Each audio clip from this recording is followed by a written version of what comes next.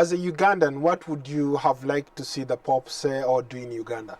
His actions themselves sent the clear message, to the extent, Paul, that for the first time in the last 15 years, Ugandan President Yoweri Museveni found himself in the same spot at Namugongo, where he actually walked and looked for one of his ardent political competitors, a Colonel Dr. Chiza Besigye, retired but not tired, and shook his hand and actually had an exchange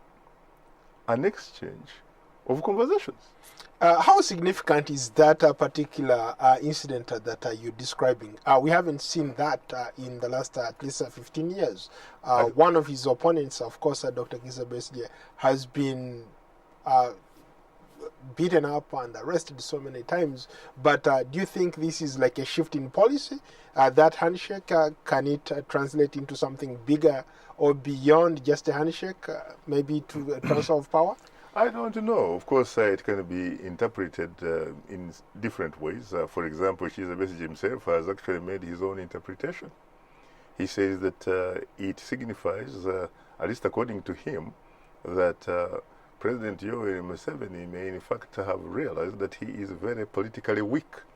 And therefore, next year, Uganda could very well have a new president, and he was probably trying to figure out a way of how he could be treated once out of power.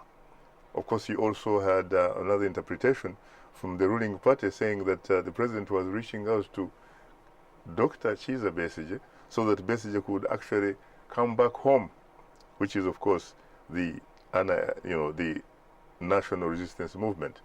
But my own interpretation of this is that it means, to be very honest with you, if I may have to say something from the deepest, better part of the bottom of my Kabale heart and soul, that the Pope's message was right on the money, because the Pope's message was about peace.